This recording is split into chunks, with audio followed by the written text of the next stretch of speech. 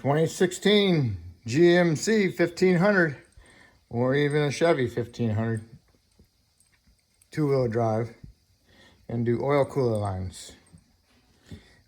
What you're going to do is you're going to remove the upper intake tube from the air filter assembly to the throttle body.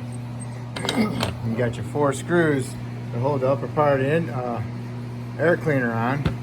You want to disconnect your mass airflow sensor at the plastic lock, and you push that down, it opens it up, unplug it, and you got an 8mm clamp over here.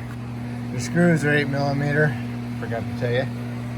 Okay, loosen the clamp up, and then you can wiggle it off, but then you still got these 2 vent tubes, breather tubes going to the induction housing. And you gotta push this one up, and over here you gotta push this one down. And as you're pushing them down, you pull them off. You get them both off, look like that, and then you can pull this part up, pull it straight out, and now you can pull it off from underneath the coolant lines.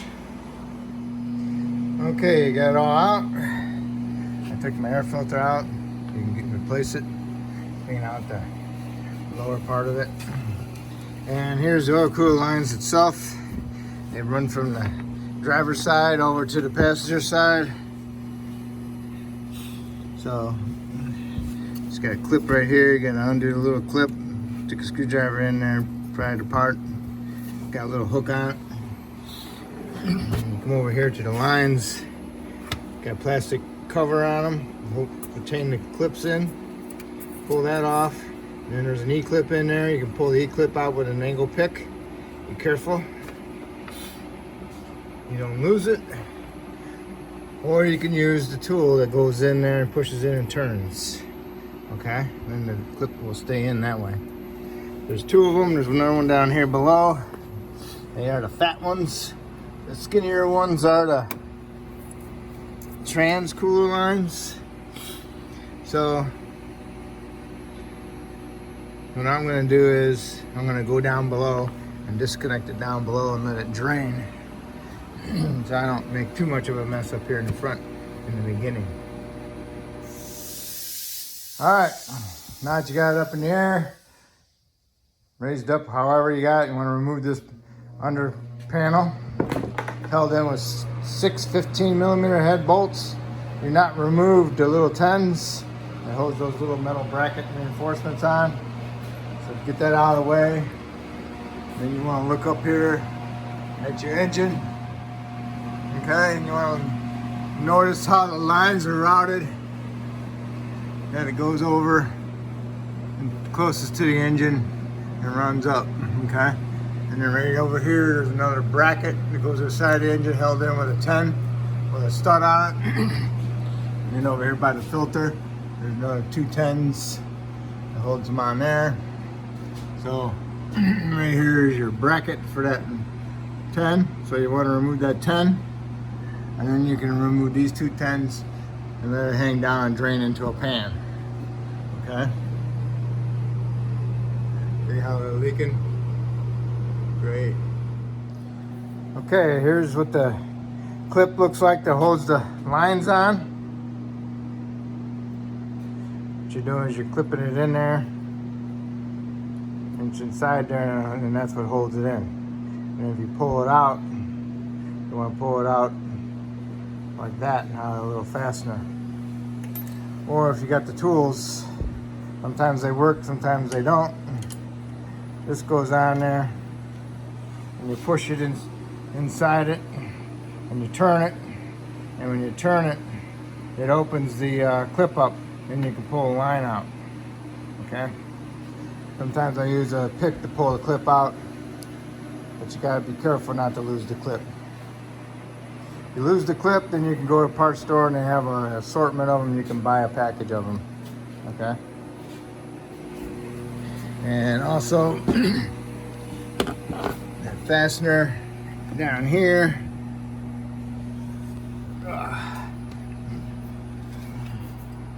Hold on. Clips in there. If you pick this piece up, no. You gotta go underneath this piece that goes in between here. And this lower part of it has the hook on it, okay? So once you get it off, the lines off the radiator, then you can pull them out of here. Okay, I put my tool on there. I pushed it in, I found a spot for it. Now I'm gonna do is turn it. And it opens up that spring up a little bit. Sometimes the lines are in there pretty good. Sometimes you need to pull on it. So hold on. Wow. I pushed it on, my tool on there, I turned it. You can feel it, you can look at it and you can see it open up. I pried it, pulled on, you gotta keep trying it. And it finally goes and it came off and threw my tool right onto here. Crazy. That's why sometimes I just remove the clip. But here it is. Here's the clip. Yeah, it clips in there. When you're installing your new one, if you take the clip out, make sure you don't get it stuck inside there and get it twisted. You gotta push it on the flat spots, not on the open spots, to install it. Now I'm gonna try the lower one with my tool, see if I can get it to come out. Otherwise I have to remove the clip. Okay, I got them out. Now what you wanna do is let it hang like that so they can drain. And then go ahead and go underneath and pull them out. If you want to make it a little bit easier, you can just go ahead and cut the rubber hose so you can just pull them out in pieces. Makes it a lot easier. Okay, what I did was I turned the lines counterclockwise and I'm pulling these down through this way. Okay? Get them out from underneath the trans lines, and here you are, right there, just like that, okay? Hopefully we drained enough fluid it don't leak too bad. So now the whole thing is hanging down like that. So now you can grab hold of it. Grab hold of it and pull it out. Huh?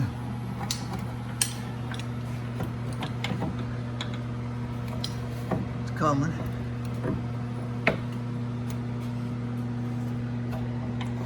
Might have to wiggle it past there or turn it. Get it past that gearbox up there. A little tight. Stuck on the harness. So it's coming. Let's see. It takes two hands. Alright, push it back in there and turn it so it looks like that. And pull it out, and you can push these lines up towards it, grab hold of it, and pull the whole thing out. Okay? So that's how we're getting it out. Okay, grab your new one. If you got GM one, remove the little cover, remove your bolts, remove your gasket. And now you can stick this piece up in there like that.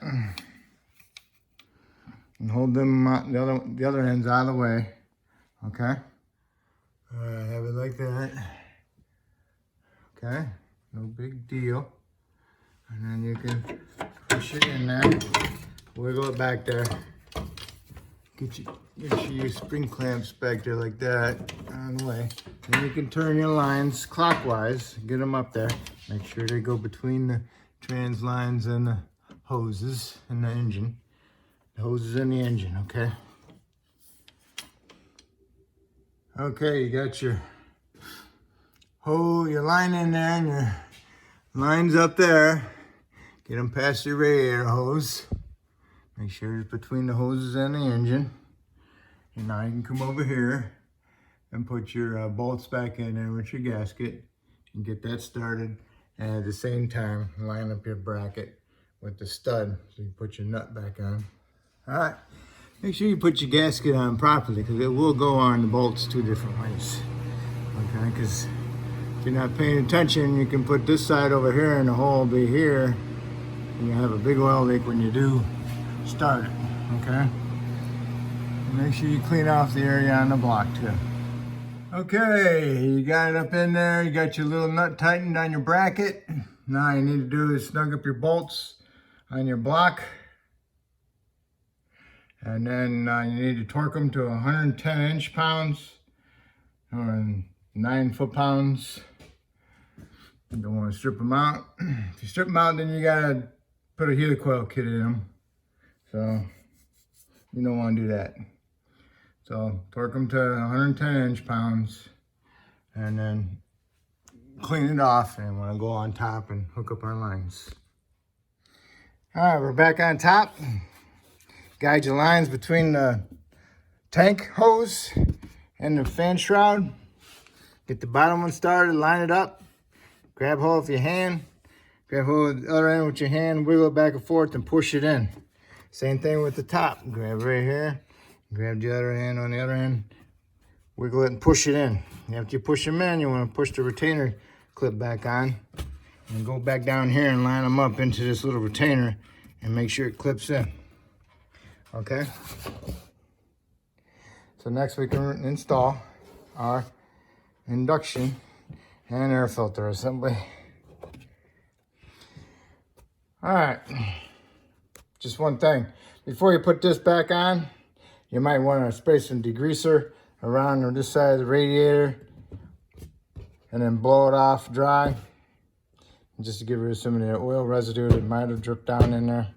Then once you've done that, then you can put this back on, line it up, push it on, make sure you get it underneath these lines. Get your new air filter in there, line that up, plug in your mass airflow, hook up your throttle body, tighten up your clamp, put your 2 tubes on the sides, and then what you want to do is start it up and then inspect for leaks. And if you don't see any leaks, then you can shut it off and go on underneath and clean it. And then you can put that under panel back on with the 6 15mm bolts, 15mm, 6 of them.